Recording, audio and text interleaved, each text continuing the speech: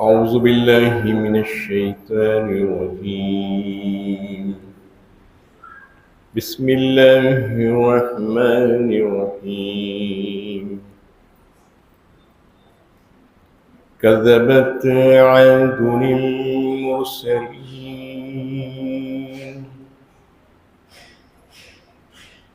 إذ قال لهم أخوهم هود ألا تتقون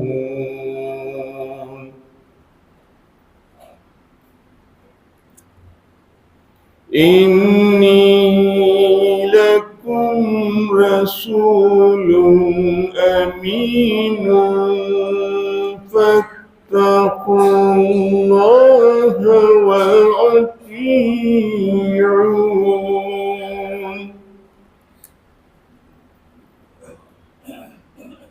وما أسألكم عليه من أجر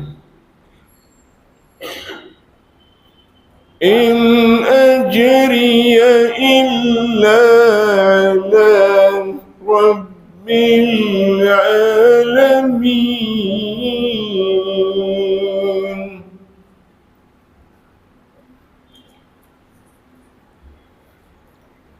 أتبنون بكل ريع آية تعبثون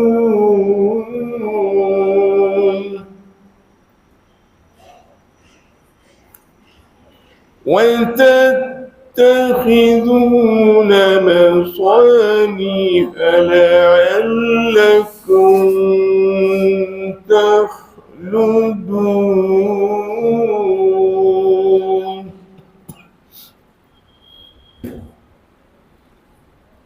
وإذا بتشتم جبارين فاتقوا الله وأطيعون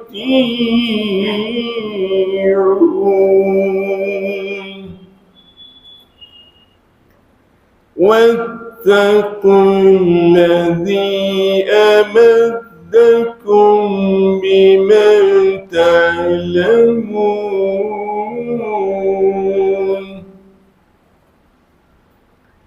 أمدكم بأنعام وبنين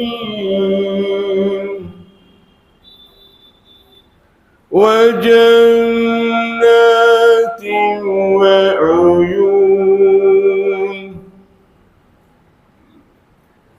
إني أخاف عليكم عذاب يوم عظيم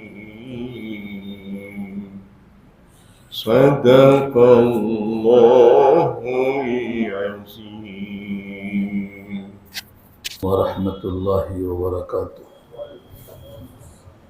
الحمد لله وحده والصلاة والسلام على من لا نبي بعده أما بعد فأعوذ بالله من الشيطان الرجيم بسم الله الرحمن الرحيم كذبت عاد المرسلين إذ قال لهم أخوهم هود ألا تتقون إني لكم رسول أمين فاتقوا الله وأطيعون وما أسألكم عليه من أجر إن أجري إلا على رب العالمين إلى آخر الآية. صدق الله العلي العظيم وصدق رسوله النبي الكريم ونحن على ذلك من الشاهدين والشاكرين. اللهم ألهمنا رشدنا وأعذنا من شرور أنفسنا.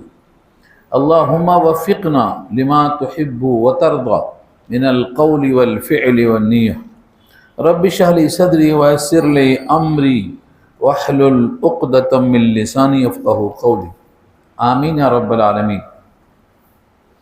محترم حضرات، معزز سامعین، ملی بھائیوں، بزرگوں اور دوستوں، میری ماں اور بہنوں، پیارے بچوں، سورہ شعراء 19واں پارے کا 11واں رکوع شروع ہو رہا ہے اور سورت کا 7واں رکوع ہے۔ اس رکوع میں 18 آیتیں ہیں۔ آج کی گفتگو کا عنوان یہی آیتیں ہیں۔ حضرت نوح علیہ السلام کے بعد تذکرہ ہے حضرت ہود علیہ السلام کا۔ ہود پیغمبر کا نام ہے اور ان کا جو مقام ہے اس کا ذکر سورہ احقاف پارہ 26 میں اللہ نے بتایا ہے۔ اذ انذر قومہ بالاحقاف، اسی سے سورت کا نام سورۃ الاحقاف رکھا گیا ہے۔ ایک مقام ہے، پہاڑی علاقہ ہے، وہاں پر ہود علیہ السلام نے اپنی قوم کو ڈرایا تھا۔ تفصیلی بحث سورہ ہود میں بھی آ چکی ہے، کیونکہ نام ہی سورت کا سورہ ہود ہے، اور کچھ تذکرہ آیا ہے، یہاں پر خلاصہ اس کا ذکر کیا جا رہا ہے۔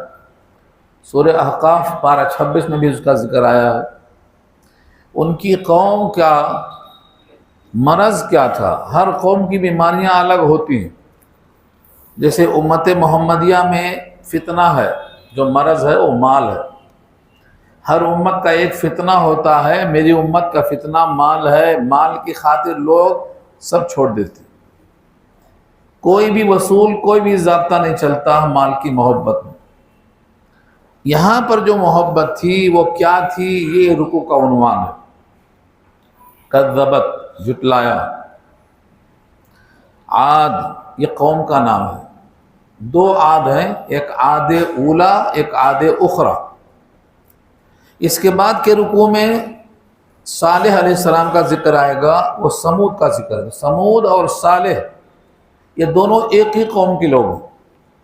عادن الاولا کہتے ہیں اور سمود کو اخری کہتے ہیں۔ ان دونوں کا ذکر سورہ فجر پارہ 30 میں آیا ہے، ارم ذات العماد، اس طرح۔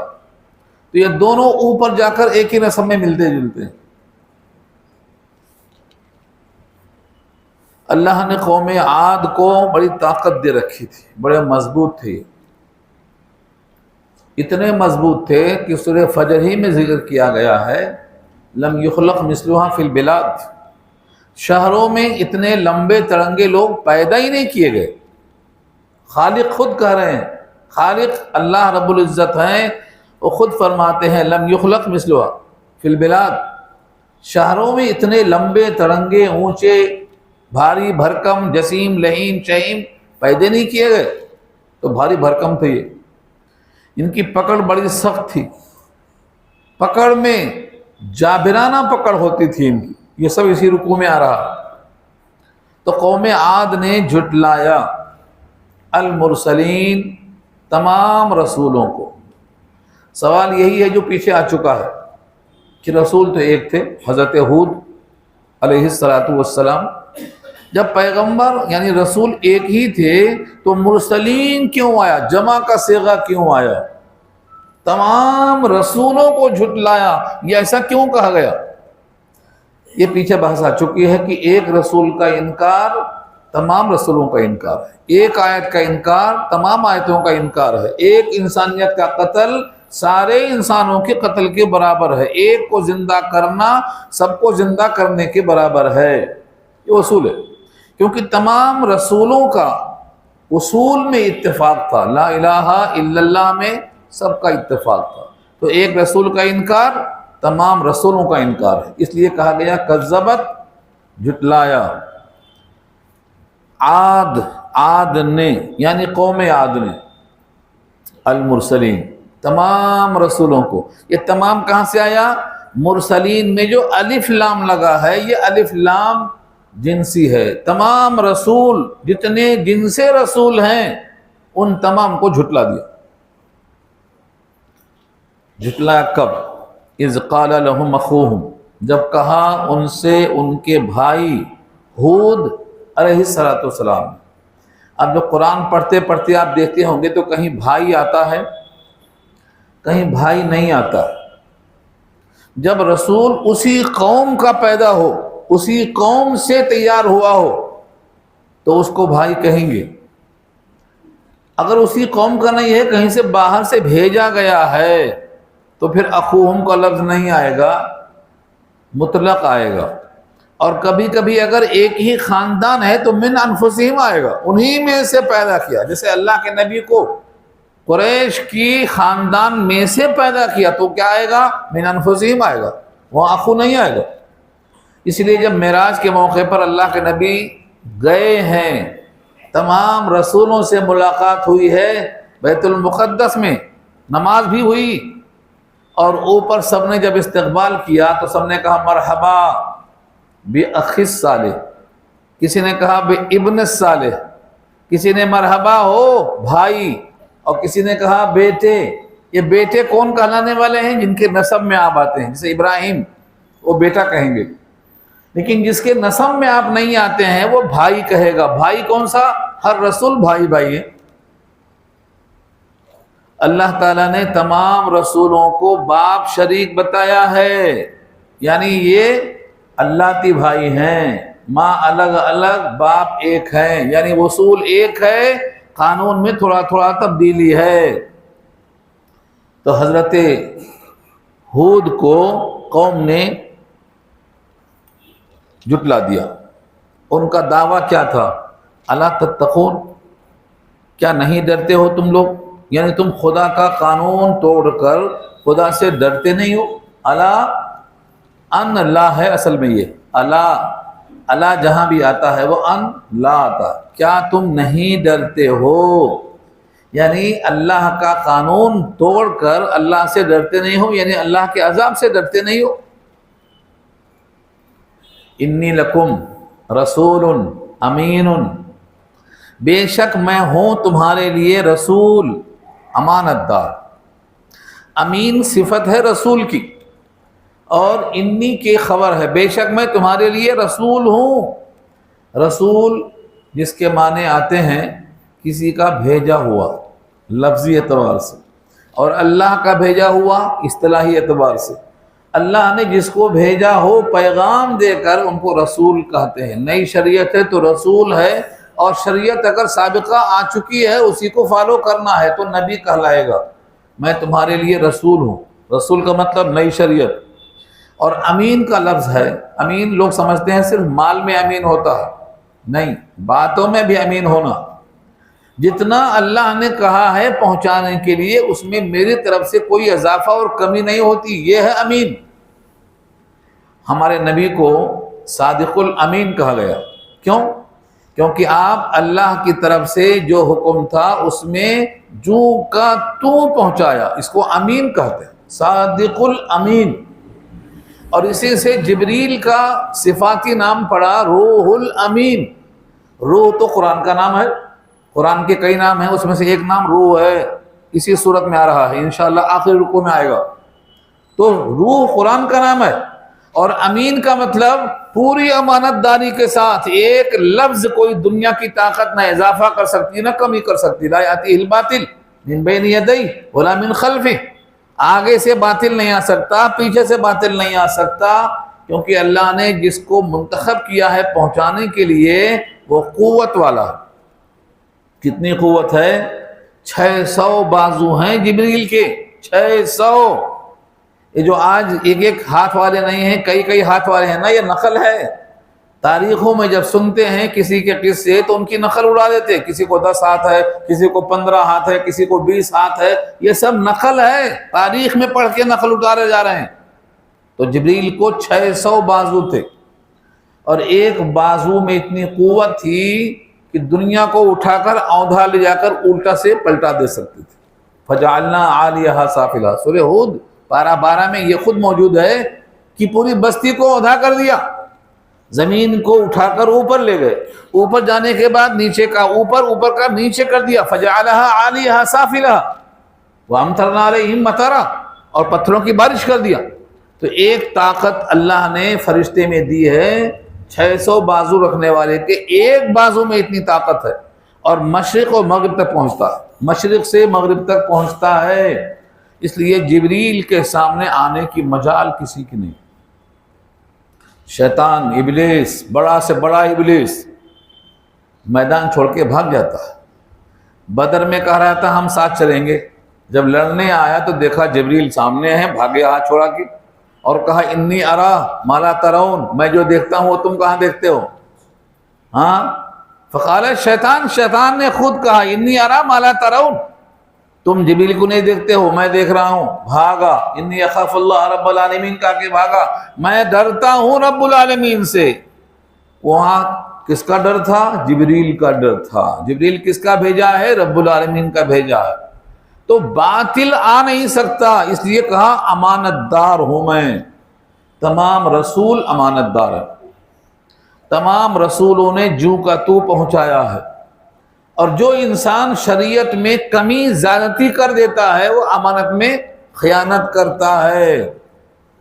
اس لیے شریعت میں امانت کو سمجھ کر اس میں کچھ کمی زیادتی نہیں کرنا، کمی زیادتی نہیں کرنا، کسی کے ماتحت ہو کر اضافہ نہیں کرنا، کسی کے دباؤ میں کمی نہیں کرنا. اس کو امین کہا جاتا ہے. یہ ہے امانت. صرف مال میں کمی زیادتی امانت نہیں ہے. جبریل نے کمی زیادتی نہیں کی اور حضور پاک نے بھی کمی زیادتی نہیں کی. اس لیے جو حضور نے دے دیا اس کو لے لو، جو نہیں دیا ہے اس سے رک جاؤ. اور اپنی طرف سے کوئی دین میں اضافہ مت کرو، ایسا بھی اچھا ہے ویسا بھی اچھا ہے. اچھا ہوتا تو اللہ نے حکم دیا ہوتا اور نبی نے کر کے دکھا دیا ہوتا. اب شریعت میں کچھ بھی کمی زیادتی کرنا دین میں نقص پیدا کرنا ہے اور اللہ کی تکذیب کرنا ہے. اللہ نے کہا ہے الیوم اکملت لکم، تمہارے لیے دین کامل کر دیا، اور آپ کہتے ہیں نہیں کامل نہیں ہے، اس میں 11ویں کا ذکر نہیں ہے، 12ویں کا ذکر نہیں ہے، 13ویں کا ذکر نہیں ہے. آپ سب سے کرتے جاؤ، بڑھاتے چلے جاؤ. جب چیز قرآن میں نہیں ہے اور قرآن کہتا ہے الیوم اکملت لکم دینکم واتممت علیکم نعمتی، نعمت مکمل کر دیا، دین کامل کر دیا، اور دین میں کہیں نہیں ہے، پھر آپ کرتے جا رہے ہیں کرتے جا رہے ہیں. یہ کیا ہے؟ یہ امانت میں خیانت ہے. اس کا نام بدعت ہے. اللہ کے نبی کے زمانے میں کوئی 11ویں ہوتی تھی، 12ویں ہوتی تھی؟ کچھ بھی نہیں ہوتا تھا. صحابہ نے نہیں کیا تو پھر آپ کہاں سے کر رہے ہیں؟ اس کا جواب آج نہیں تو کل قیامت میں دینا پڑے گا، اس کے بعد چھٹی ملے گی. جواب تیار کر لیجئے. تو رسول کے ساتھ صفت کیا ہے؟ امین. کسی انسان کو حق نہیں ہے شریعت میں کمی زیادتی کرے، کمی زیادتی کرے. رسول اللہ کو بھی حق نہیں دیا اللہ نے. یہ آخری بات پیش کر کے آگے چلتا ہوں. قرآن نے کہا سورہ حاقہ پارہ 29 آخری رکوع، اگر قرآن میں کسی نے اضافہ کیا، اللہ کے رسول نے بھی اضافہ کیا، تو میں داہنا ہاتھ پکڑ کے شہرک کاٹ دوں گا. یہ کون کر رہا ہے؟ اللہ فرماتے ہیں وَلَوْ تَقَوَّلَ عَلَيْنَا بَعْضَ الْأَقَاوِيلِ لَأَخَذْنَا مِنْهُ بِالْيَمِينِ ثُمَّ لَقَطَعْنَا مِنْهُ الْوَتِينَ فَمَا مِنْكُمْ مِنْ أَحَدٍ عَنْهُ حَاجِزِينَ. کوئی روکنے والا روک کے دکھائے. اللہ کے رسول اضافہ نہیں کر سکتے، بفرض محال ہے. یہ سپوز اگر اللہ کے رسول بھی اضافہ کر دیں تو ہم شہرک کاٹ دیں گے. تو جو لوگ قرآن اور حدیث کے بغیر، سنت کے بغیر منمانی شریعت میں مداخلت کر رہے ہیں، کیا ان کی شہرک نہیں کٹے گی؟ زمزم، حوض کوثر، میدان محشر، یہ ہر جگہ رسوا ہوں گے، ہر جگہ رسوا ہوں گے. اس لیے سنت کا مطلب یہ ہے آپ امانت داری کے ساتھ فالو کیجئے. نبی نے، صحابی نے نہیں کیا تو آپ کو نہیں کرنا ہے. صحابی نے کیا ہے، نبی نے کیا ہے تو آپ کو کرنا ہے. آپ جائزہ اپنا خود لیجئے. تو رسولوں کے ساتھ امین بہت اہم ہے. ہر انسان امین ہونا چاہیے. اس امت میں سب سے امانت دار کس کو کہا؟ عبیدہ، ابو عبیدہ ابن الجراح کو حضور نے کہا اس امت کا امین کون ہے؟ ابو عبیدہ ابن الجراح، امین هذه الامہ، اس امت کا امانت دار ہے. یعنی امتیازی صفت ہے یہ. آدمی حد درجہ احتیاط کرے کہ مجھے وہی کرنا ہے جو قرآن و سنت میں ہے، میں اس کے بغیر نہ کم کروں گا نہ زیادہ کروں گا. تو وہ امانت دار کہلاتا ہے. ہر رسول امین ہے، جبریل بھی امین ہے. جو قرآن کریم کو پیش کرنے والا ہے، جو کا تو پیش کرتا ہے، وہ سب امین ہے. جہاں جہاں صفات آئی ہیں رسولوں کی وہاں بھی امین ہی آیا ہے۔ سورہ تکویر پارہ 30 میں کیا کہا؟ ہاں، عند ذی العرش مکین مطاع ثم امین، وہاں بھی امانت دار لائے ہیں اللہ۔ جبریل کی بات آسمانوں میں مانی جاتی ہے کیونکہ وہ امانت دار ہیں۔ تصور کیجیے آپ۔ فاتقوا اللہ، بس اللہ سے ڈریے۔ اللہ سے ڈرنے کا مطلب کیا ہے؟ زبان سے ہر شخص کہتا مجھے ڈر ہے اللہ سے۔ اللہ کا ڈر کتنا ہونا چاہیے؟ اللہ کا ڈر دل میں ہونا چاہیے تاکہ اس کی اطاعت کرو۔ جہاں رہنے کا حکم ہے وہاں رہو، جہاں نہیں رہنے کا حکم ہے وہاں نہ رہو۔ اتنا ڈر آ گیا تو آپ متقی کہلائیں گے۔ فاتقوا اللہ، اللہ سے ڈرو۔ وَأَطِیعُونِ، اور میری اطاعت کرو۔ نبیوں کی اطاعت میں اللہ کا ڈر پوشیدہ ہے۔ جتنے نبی آئے سب یہی کہتے ہیں اللہ سے ڈرو اور میری اطاعت کرو۔ اور یہ جگہ تو سورہ نساء میں اللہ نے واضح کر دیا، جس نے رسول کی اطاعت کر لی گویا اس نے اللہ کی اطاعت کر لی۔ کتنا واضح ہے؟ وَمَن يُطِعِ الرَّسُولَ فَقَدْ أَطَاعَ اللَّهَ، جو رسول کی اطاعت کر لے سمجھ لو اس نے اللہ کی اطاعت کر لیا، شبہ نہیں۔ وَمَن يُطِعِ الرَّسُولَ فَقَدْ أَطَاعَ اللَّهَ۔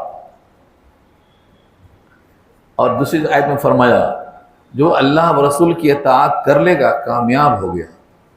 تینوں کو جوڑ دو، رسول کی اطاعت میں اللہ کی اطاعت ہے، اور دونوں کی اطاعت میں کامیابی ہے، اور کامیابی شکل میں جنت کی شکل میں ہے۔ وَمَنْ أَطَاعَ اللَّهَ وَرَسُولَهُ وَمَنْ يُطِعِ اللَّهَ وَرَسُولَهُ فَقَدْ فَازَ فَوْزًا عَظِيمًا، بڑی کامیابی ہے۔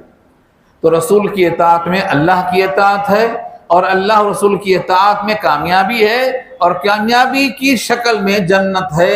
جنت ہمارا دائمی گھر ہے جہاں انشاءاللہ ہم سب ہمیشہ رہیں گے، جہاں بڑھاپا نہیں آئے گا، موت نہیں آئے گی، بیزارگی نہیں آئے گی، بیماری نہیں آئے گی، نکلے گا نہیں، نکالا جائے گا نہیں۔ یہ اللہ نے بتایا سورہ طٰہٰ میں۔ تو جنت میں جانے کے لیے یہ کوشش کرنا ہے۔ ہر نبی نے ایک پیغام دیا ہے کہ ہم جو کچھ کر رہے ہیں اس پر ہمیں محنتانہ نہیں چاہیے۔ جیسے مزدور دن بھر کام کرتا ہے، شام کو محنتانہ مانگتا ہے، پورا ہفتہ والا ہفتے میں مانگتا ہے، مہینے والا مہینے میں مانگتا ہے، سالانہ والا سالانہ مانگتا ہے۔ لیکن جتنے نبی و رسول دنیا میں تشریف لائے ان سب کا مشترکہ اعلان ہے کہ میری دعوت پر تم سے کوئی صلہ نہیں چاہیے۔ میری دعوت اللہ کے لیے ہے، میں اللہ سے لوں گا، اللہ ہی عطا فرمائے گا، تم سے کچھ لینا نہیں چاہیے مجھے۔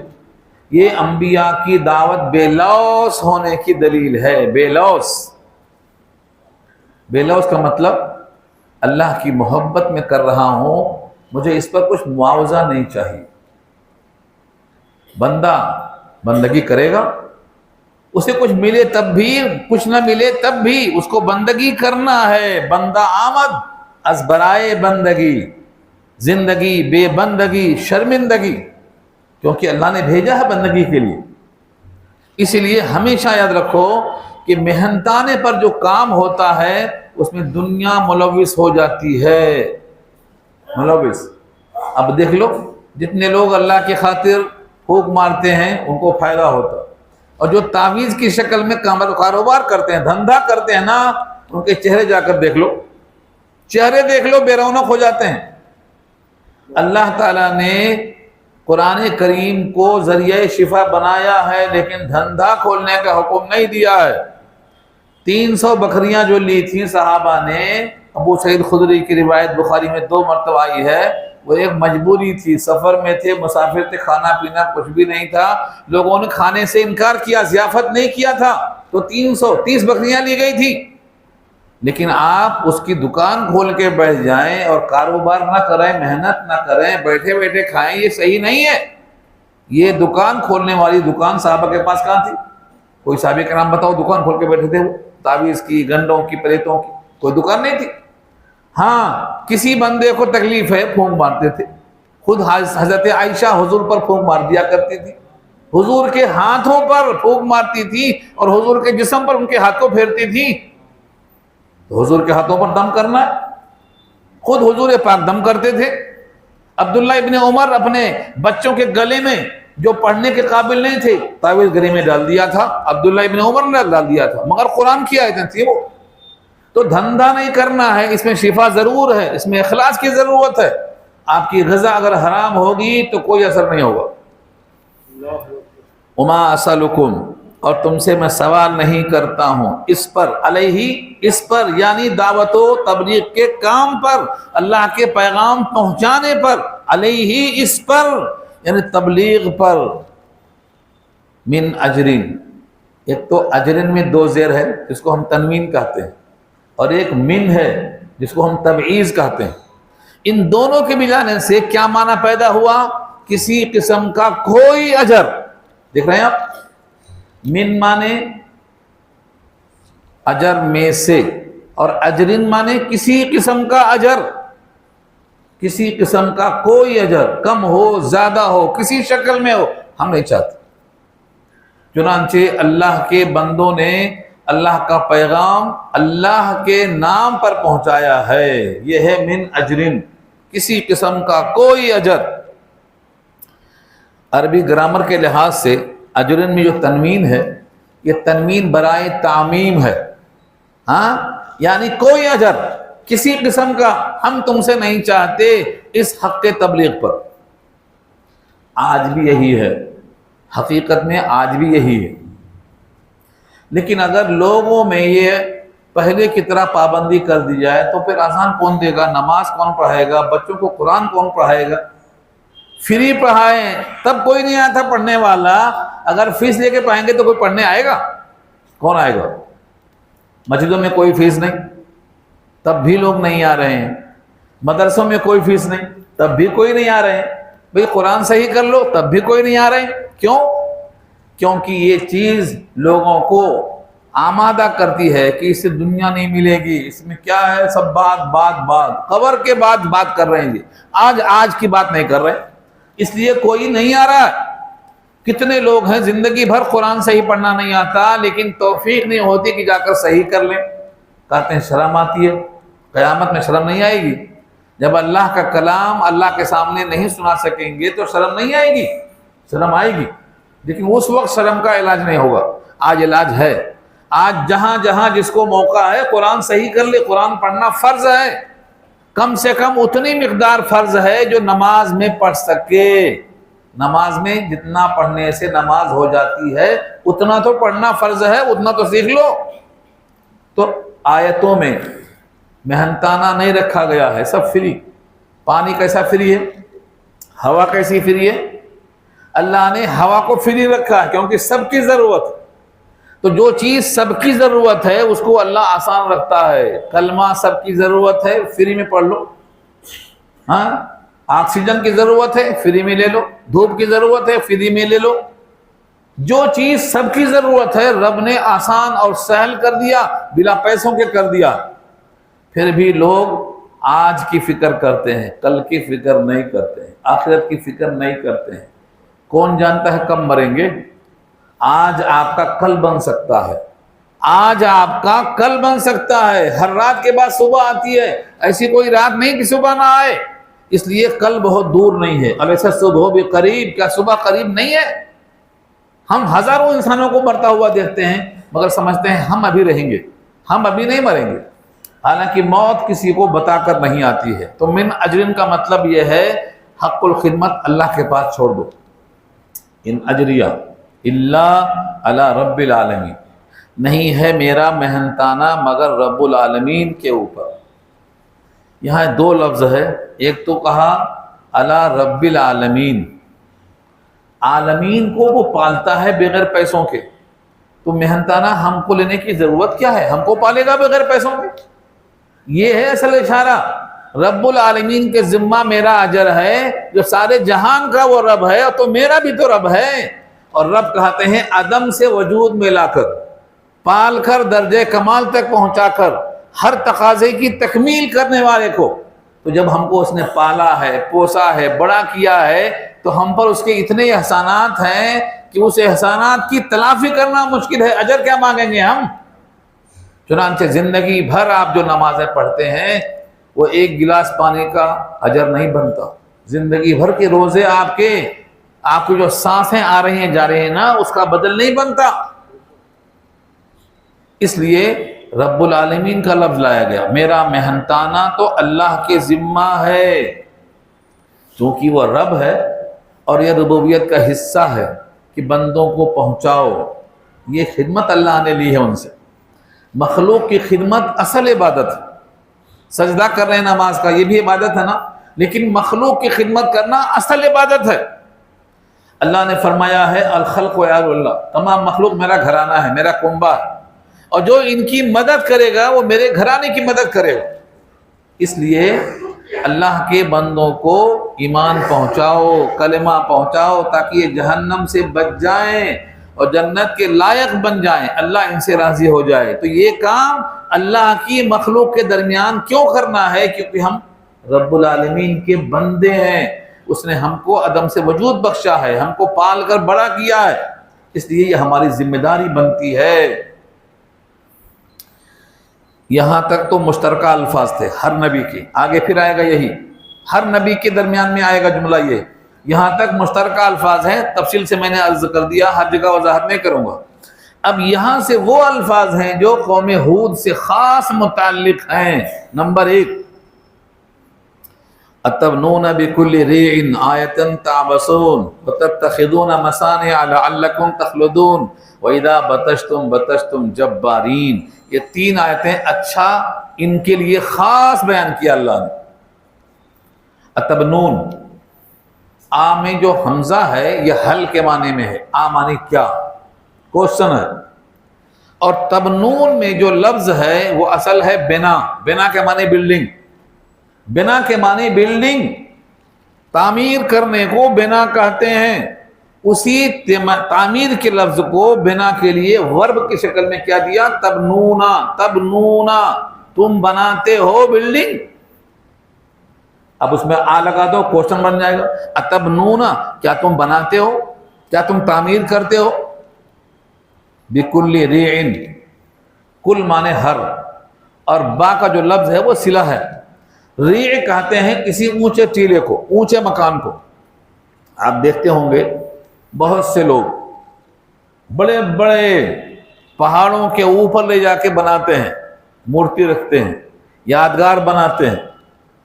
اب اس کی تاریخ آپ کو دیکھنا ہے تو میں بیان نہیں کر سکتا، بہت ہے. تاریخ ارض القرآن پڑھ لو علامہ سلیمان ندوی کی. قرآن کریم میں بتا دیا کہاں کہاں تاریخی جگہیں ہیں زمینوں پر. ہندوستان میں تو گن بھی نہیں سکتے آپ. بڑے بڑے ٹیلوں پر علامتیں بناتے ہیں. آج جتنے ڈھیچو بنے ہوئے ہیں، کس کو فائدہ ہو رہا ہے اس سے؟ ذکر اس کا بھی آ رہا ہے آگے. یعنی تعمیر بلا مقصد، اس کا کوئی فائدہ نہیں، نہ ان کو، نہ آپ کو، نہ کسی کو. ایسی عمارت کو کیا کہتے ہیں؟ یہ لفظ ہے اتبنون بکل ریع آیتن، بطور نشانی کے. آیتن بطور نشانی کے، تم بناتے ہو ہر ٹیلے پر بطور یادگار کے. فضول، بلا ضرورت. کیا بناتے ہو؟ تعبثون. تعبثون، یہ عبث اس کا مادہ ہے. تعبثون بھی ورب ہے، تبنون جیسے ورب ہے. تبنون ورب ہے، اس کا مادہ بنا ہے. اور یہاں پر جو تعبثون ہے اس کا مادہ باعث ہے. عبث، عبث کے معنی بیکار. کوئی کام بلا مقصد کے کرنا اس کو کہتے ہیں فعل عبث. کوئی نماز میں داڑھی کھجا رہا ہے، کپڑے سے کھیل رہا ہے، دامن کو بار بار ٹھیک کر رہا ہے، یہ فعل عبث ہے. فعل عبث ہے، کوئی کام نہیں ہے وہ. تو اگر کوئی دنیا میں کسی بلند مقام پر ٹیلے پر یادگار عمارت بناتا ہے، اس یادگار عمارت سے کس کو فائدہ ہے؟ بتا دو، سوچ کے بولو کس کو فائدہ ہے؟ کائنات میں کسی کو فائدہ نہیں ہے. الٹا زمین خراب، مال خراب، مٹیریل خراب، کوئی فائدہ نہیں ہے. بارش میں بھیگتا رہے گا، دھوپ میں جلتا رہے گا، زمین خراب کر کے رکھا ہوا ہے. یہ کہا اللہ نے. اور یہ لوگ بڑے بڑے عمارتوں کو بناتے تھے یادگار کے طور پر. اس کو گنتی میں آپ گن نہیں سکتے. آثار قدیمہ کہو، محکمہ آثار قدیمہ کہو، یا کچھ بھی کہو نام کی شکل میں، لیکن یہ تعبثون میں آتا. ہر عمارت جو آپ کی ضرورت سے زیادہ ہے، آپ جتنے میں رہ سکتے ہیں آپ کی رہائش سے زیادہ ہے، قیامت میں افسوس کا ذریعہ بنے گی۔ کوئی عمارت ہو، اس آیت پر بہت ساری حدیثیں ہیں، آپ کا پیسہ جو عمارت پہ لگتا ہے یہ بہت افسوس کا باعث بنے گا۔ حضور کا کبھی گھر دیکھ لیا ہوتا تو اتنی بڑی بلڈنگ نہیں بناتے۔ اب حضور کا گھر دیکھا آپ نے؟ حضور کے گھر میں اتنی گنجائش نہیں ہے کہ ایک آدمی لیٹا رہے اور دوسرا نماز پڑھ لے۔ بی بی عائشہ اپنے پاؤں کو سمیٹتی تھی تو اللہ کے رسول سجدہ کر سکتے تھے۔ یہ تو چوڑائی کی بتا رہا ہوں میں، چوڑائی اور لمبائی کی بات بتا رہا ہوں۔ اور سورج جب آتا تھا، سورج ان کی دیواروں میں پڑتا تھا تو سورج دیوار پہ نہیں چڑھتا تھا، عصر کی نماز کا وقت ہو جاتا تھا، کیونکہ کمرے چھوٹے تھے، کمرے چھوٹے تھے۔ اور اونچائی کا یہ حال ہے کہ کھڑے ہوئے تو سر میں پتے لگ جاتے تھے، پتوں کی چھت تھی، اور بارش ہوئی تو کیچڑ ہو جاتا تھا۔ تو ہمارے نبی کا ایسا مکان تھا، تو ہمارے مکانات کو ایسا ترغیب دینے کی کیا ضرورت ہے؟ ایک صاحب کا گھر دیکھا حضور نے تو کہا یہ کس کا ہے؟ لوگوں نے بتایا فلاں کا ہے، تو آپ کے پیشانی پر شکن محسوس ہوئی۔ ان صاحب کو معلوم ہوا کہ حضور نے پوچھا، ناگواری ظاہر ہوئی، انہوں نے اس کنبے کو، اس گبے کو جو گنبد نما تھا توڑ دیا، توڑ کے کبھی آ کر بتایا نہیں حضور کو کہ ہم نے توڑ دیا۔ کبھی پھر دوبارہ گزر ہوا تو کہا یہ قبہ کہاں گیا؟ کہا تو جب ہی توڑ دیا تھا، ہمارے پاس ہوتے تو جا کے اطلاع کرتے، یعنی احسان جتاتے، آپ کی خاطر توڑ دیا۔ یہ صحابہ کا مزاج نہیں تھا، توڑا بھی تو اللہ کو راضی کرنے کے لیے، نبی کو راضی کرنے کے لیے، مگر احساس اظہار نہیں کیا اس کا۔ تو صحابہ کا زمانے میں ایک ڈوم بھی نہیں رکھا حضور نے، پردہ تھا جناب فاطمہ کے گھر میں، تو حضور لوٹ گئے، فاطمہ دوڑ کے آئیں، کہا تمہارے گھر میں جو پردہ ہے اس میں مورتی کی طرح شکل دکھائی دیتی ہے، میں کیسے آ سکتا ہوں؟ پردہ انہوں نے توڑ دیا، ہٹا دیا، فرش بنا دیا، اس کے لیے گدا یا تکیہ بنا دیا، تب حضور گھر میں داخل ہوئے۔ یعنی ہمارے گھروں کو حضور کے گھر سے، صحابہ کے گھر سے کوئی مماثلت نہیں، کوئی مماثلت نہیں۔ ہم سمجھتے ہیں کہ ہم بہت غریب ہیں، لوگ ہمیں غریب سمجھیں گے۔ مومن کو تو ہمیشہ لوگ غریب سمجھتے ہیں، کافر کے مقابل میں۔ موسیٰ کے زمانے میں فرعون کے مقابل موسیٰ کو غریب سمجھا گیا، مالدار نہیں سمجھا گیا۔ قرآن کی شہادت موجود ہے، سورہ یونس پارہ 11۔ اور حضور کے زمانے میں، حضور کے مقابل میں جتنے بڑے بڑے کافر تھے انہی کو مالدار سمجھا گیا۔ یہاں تک کہ کہا گیا کسی غریب کو قرآن کیوں دیا گیا؟ بڑے لوگ تھے نا طائف اور مکہ میں، انہیں کیوں نہیں دیا گیا؟ قرآن میں موجود ہے یہ۔ تو اللہ والے ہمیشہ غریب ہوتے، رشتہ نہیں ملتا ان کو جلدی۔ رشتہ کون دے گا ان کو؟ دیندار لوگ دیں گے، ان جیسے لوگ دیں گے ان کو۔ غریب کو دیندار دے کر دیندار ہی رشتہ دے سکتا ہے، امیر نہیں دے سکتا ہے۔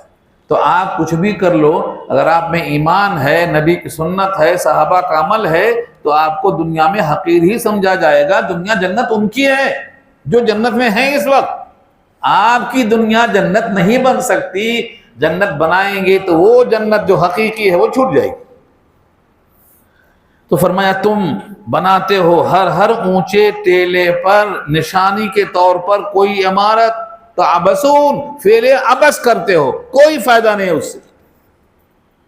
آج پڑے ہوئے ہیں کھنڈرا، ملک شام جاؤ، ملک یمن جاؤ، راستے کے جو کھنڈرات ہیں پڑے ہوئے ہیں، بتا رہے نشانیاں۔ وَتَتَّخِذُونَ، اور تم بناتے ہو، اتخاذ اس کا مادہ ہے، بنانا، مصانع، مصنع کی جمع ہے، صنعت نگر تو معلوم ہے نا، صنعت نگر کو صنعت نگر کیوں بولتے ہیں؟ وہاں پر فیکٹری قائم ہوتی ہے تو صنعت نگر کہتے ہیں۔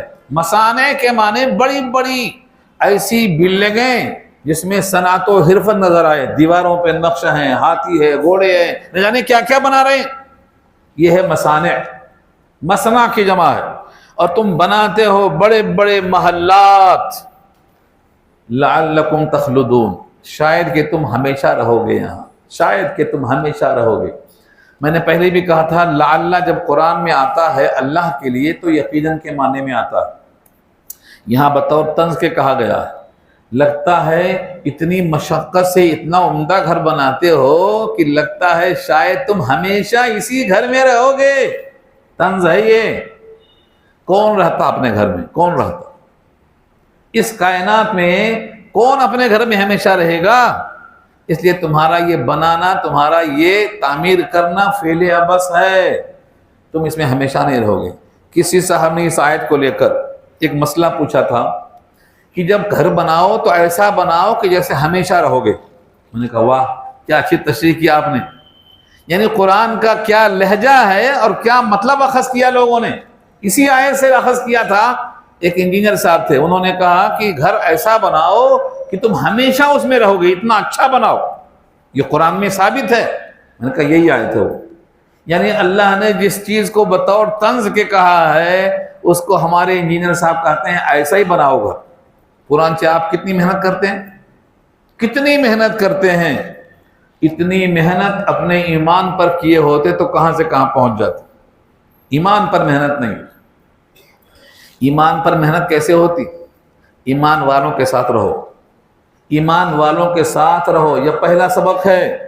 جنت میں جانا ہے تو جنتیوں کے ساتھ جانا پڑے گا۔ فادخلی فی عبادی وادخلی جنتی، جنت میں داخلہ بغیر میرے بندوں کے نہیں ہوگا تمہارا اکیلے۔ فادخلی فی عبادی وادخلی جنتی۔ اور فجر میں آنے کو تیاری نہیں، گھر میں پڑھ لیں گے، اور بعض تو پڑھتے ہی نہیں، دن نکلے بعد پڑھ لیں گے، بعض تو نہاتے ہی نہیں، دوپہر میں نہائیں گے۔ تو نہ نہانا، فجر میں نہ اٹھنا، نماز میں نہ آنا، یہ بندوں میں شامل ہونا ہے یا انکار کرنا ہے؟ اس لیے فرمایا تم بناتے ہو بڑے بڑے محل، لعلکم شاید کہ تم تخلدون ہمیشہ ہمیشہ رہو گے۔ تخلدون خلود اس کا مادہ ہے، مخلد ہمیشہ رہنا۔ کسی بادشاہ کی دعا کی جاتی ہے تو کہتے ہیں خلد اللہ ملکہ و سلطانہ، اس کے بادشاہت کو ہمیشہ اللہ باقی رکھے۔ خلد ہمیشہ ہمیشہ رہو گے۔ ہم کیا رہیں گے جب نہ رسول خدا رہے؟ اس کائنات میں اللہ کا رسول نہیں رہ سکتا ہے وقت متعین سے آگے، تو پھر ہم تم کیا رہیں گے؟ جانا تو طے ہے، جانا طے ہے، دوسرا کوئی راستہ نہیں ہے۔ زندگی موت تیری منزل ہے، دوسرا کوئی راستہ ہی نہیں۔ اس لیے تیاری کرو تو اپنے قبر کی کرو، اپنے محشر کی کرو، اور اللہ کے پاس رضامندی کے واسطے کوشش کرو۔ دنیا میں کوئی خلود نہیں ملنے والا ہے۔ وَإِذَا بَطَشْتُمْ، اور جب تم کسی کو پکڑتے ہو، بطشتم بطشن اس کا مادہ بطش کے معنی پکڑ۔ قرآن میں آیا ہے اِنَّ بَطْشَ رَبِّكَ لَشَدِيدٌ، تیرے رب کی پکڑ بڑی سخت ہے۔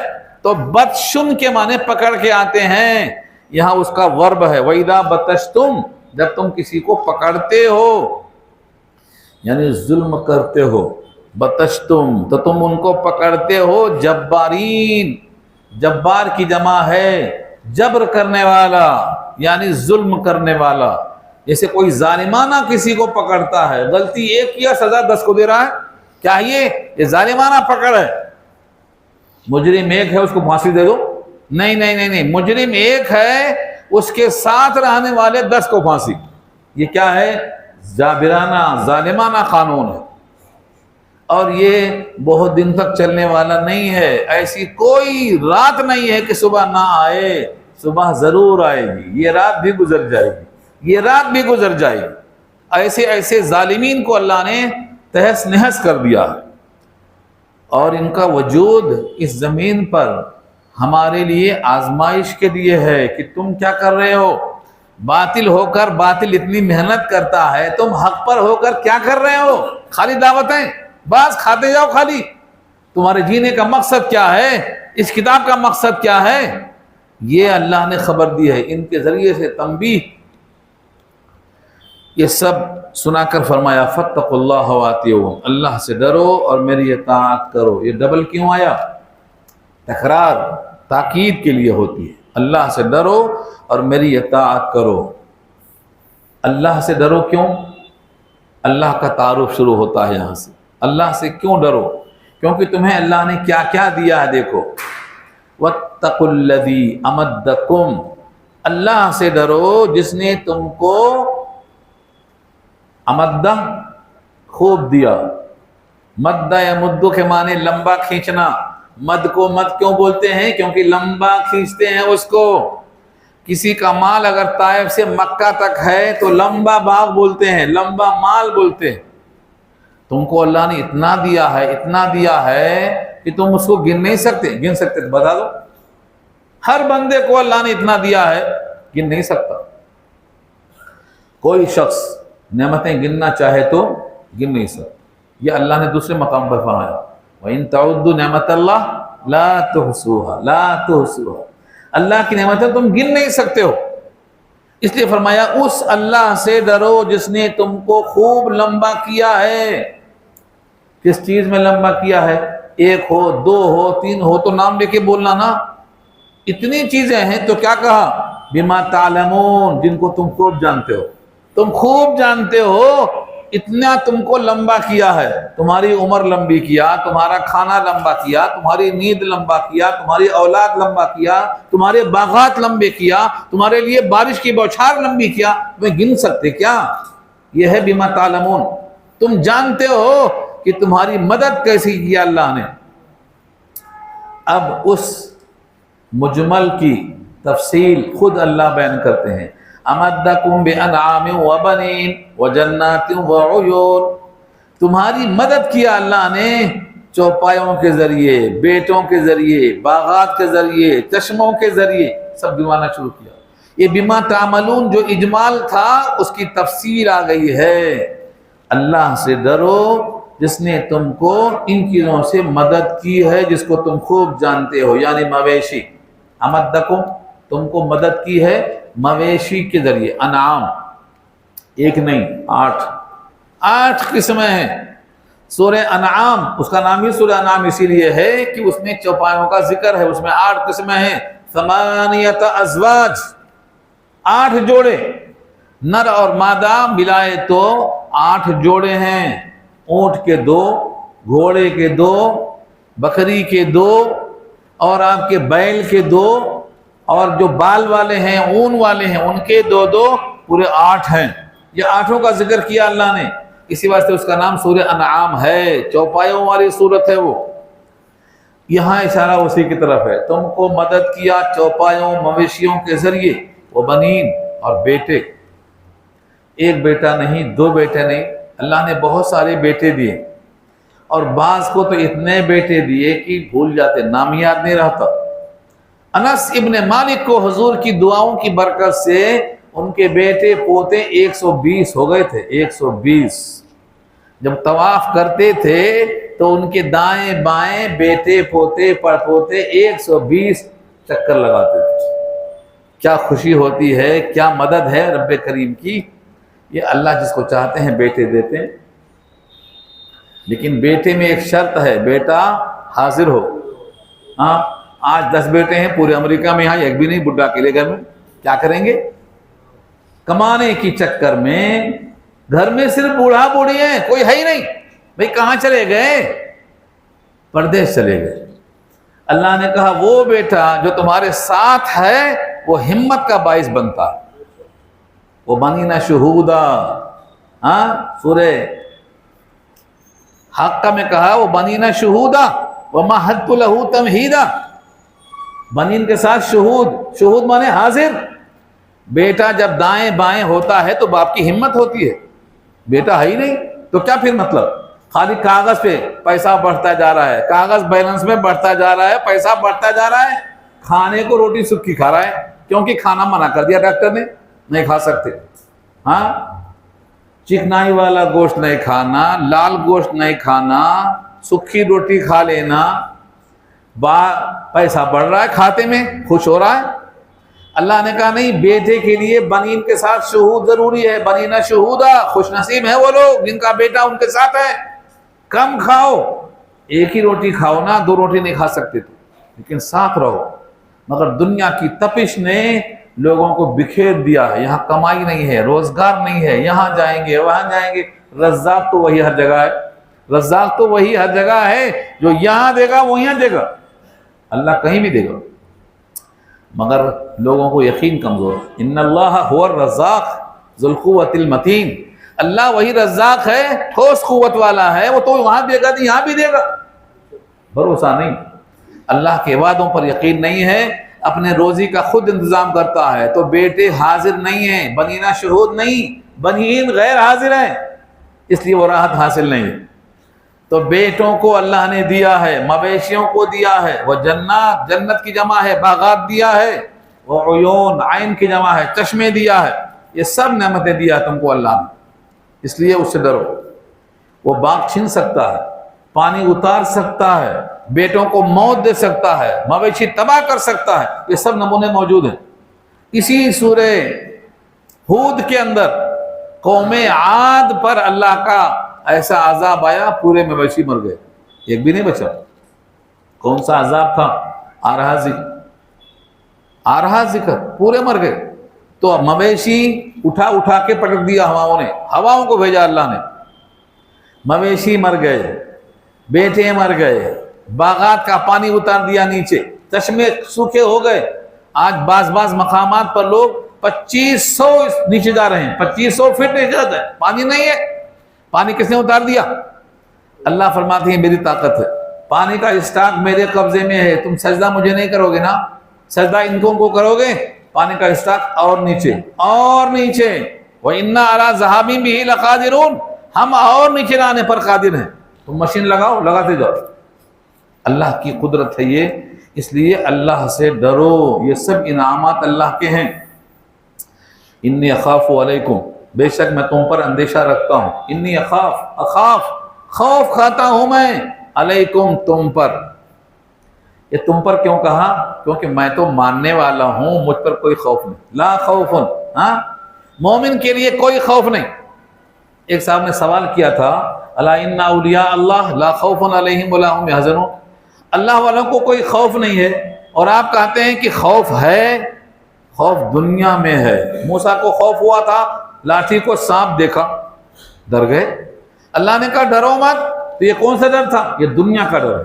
جہاں جہاں ڈر کا ذکر آئے گا دنیا کا ڈر ہے، مرنے کے بعد مومن کو کوئی ڈر نہیں، لا خوف علیہم، سارا ڈر دنیا میں ہے۔ ہاں گھر گرا دے گا، دنیا کا ڈر ہے، ساتھیوں کو بے گھر کر دے گا، دنیا کا ڈر ہے، ایک بار روح نکل گئی کوئی ڈر نہیں، سب ختم۔ تو تم پر مجھے اندیشہ ہے، تم پر اندیشہ ہے، کیونکہ تم خدا کی بات نہیں مانتے ہو، جو مانتا ہے اس پر کوئی اندیشہ نہیں۔ عذاب یوم عظیم، عذاب بڑے دن کا، عذاب بڑے دن کا، یہ عظیم صفت ہے یوم کی، بڑا دن۔ وہ دن کتنا بڑا ہے؟ 50,000 سال کا ایک دن ہوگا کافروں کے لیے، اور بعض آیتوں میں آیا ہے 1000 سال کا ایک دن ہوگا، الفا، 1000 سال کا، اور بعد میں 50,000 سال کا۔ سورہ معارج میں 50,000 سال، سورہ سجدہ میں 1000 سال۔ لیکن مومن کے لیے فرمایا ظہر عصر کے درمیان کا جو وقفہ ہے، بس اتنے وقت میں پورا حساب کتاب سب ہو جائے گا، سب ہو جائے گا، بین الظہر والعصر، عصر سے پہلے حساب ختم۔ ظہر کہتے ہیں ظہرانے کے ساتھ، کھانا کھائے، ذرا خیلولہ کیے، اٹھے تو عصر کا ٹائم ہو گیا، بس مومن کے واسطے ایسا ہوگا۔ تو بڑے دن کا عذاب، تم پر مجھے خوف ہے۔ یہاں تک تقریر حضرت ہود کی تھی۔ قوم کیا کہتی ہے؟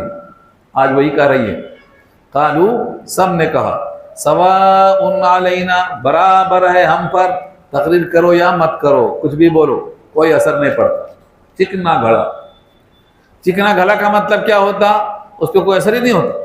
تو سوا ان کے معنی برابر ہے، سواء پہلے پارے میں بھی آ چکا ہے، ڈراؤ یا مت ڈراؤ برابر ہے نا، وہاں بھی یہی ہے، یہاں بھی وہی ہے، سواء برابر ہے،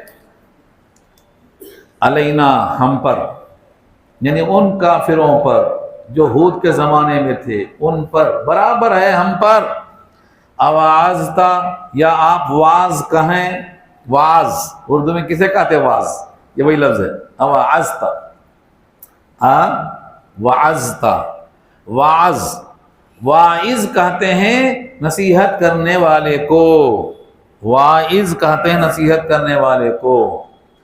اور اواعظتا اس کا ورب ہے، یا آپ واعظ کہیں، ام لم تکم من الواعظین، یا نہ ہو واعظ کہنے والوں میں سے، ہم پر کوئی اثر نہیں ہوگا۔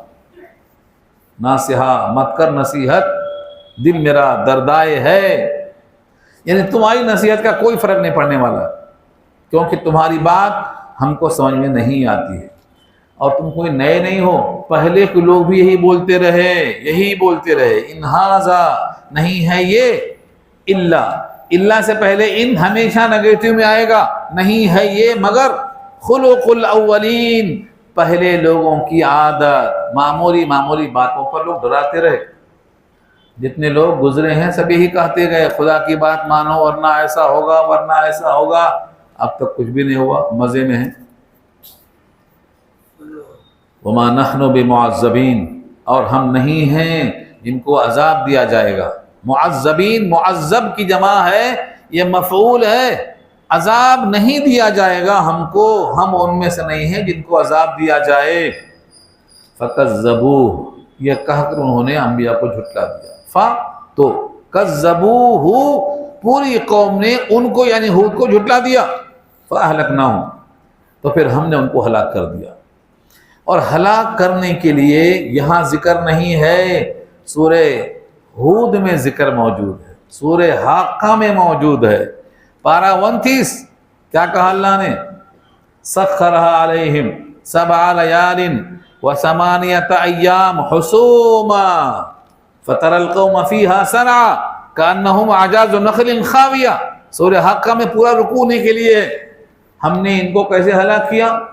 وہی ہوا جو روز چلتی تھی نا آکسیجن کے لیے، ہم نے اس کی رفتار بڑھا دیا، بس خیر ہوا کو بھیجا، وہ ہوا مسلط کر دیا ہم نے ان کے اوپر، سخرها علیہم، ان پر مسخر کر دیا ہوا کو، 7 لیال 7 راتیں، 8 ایام 8 دن لگاتار، حسومن مانے لگاتار، درختوں کو پھینکتی رہی، گھروں کو پھینکتی رہی، مکانات کو پھینکتی رہی، جتنے لوگ ہوا کی زد میں آئے سب کو پھینک دیا۔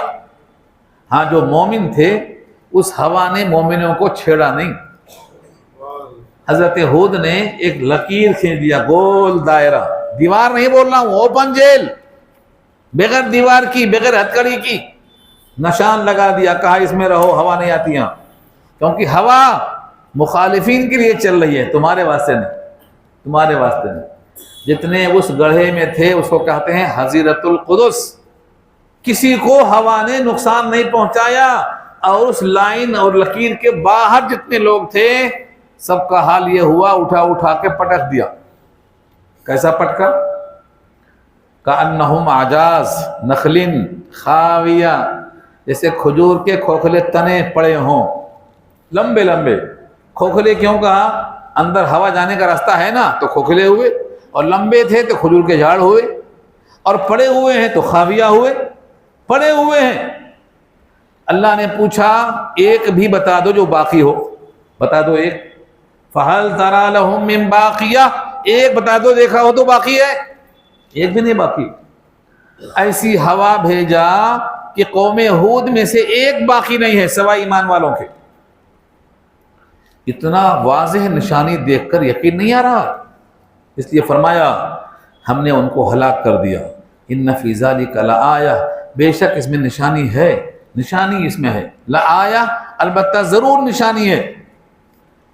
وما کان اکثرهم مومنین، حالانکہ ان میں سے اکثر لوگ مومن نہیں ہیں، اتنی بڑی عبرت کی چیز دیکھ کر بھی ایمان نہیں لائے۔ وَإِنَّ رَبَّكَ، اور بے شک آپ کا رب، البتہ لہوا، البتہ ہوا وہی، العزیز غالب ہے، الرحیم مہربان ہے، زبردست غلبے والا مہربان ہے۔ اس لیے اس ہوا سے نقصان ان کو ہوا جس کو پہنچانا منظور تھا، اور جس کو بچانا مقصود تھا وہ ہوا ان کے پاس نہیں جا رہی تھی۔ ہواؤں پہ کنٹرول بھی اللہ کا ہے، اللہ کا لشکر کتنا ہے ہمیں نہیں معلوم، وہ ہوا آج بھی آ سکتی ہے۔ آج وہ ہوا کیوں نہیں چلتی ہے؟ کیونکہ ہمارا راستہ غلط چل رہا ہے، ہمارا راستہ غلط سمت میں ہے، ہم رجوع ہوتے ہیں کسی ایسے سے جو مادہ پرست ہے۔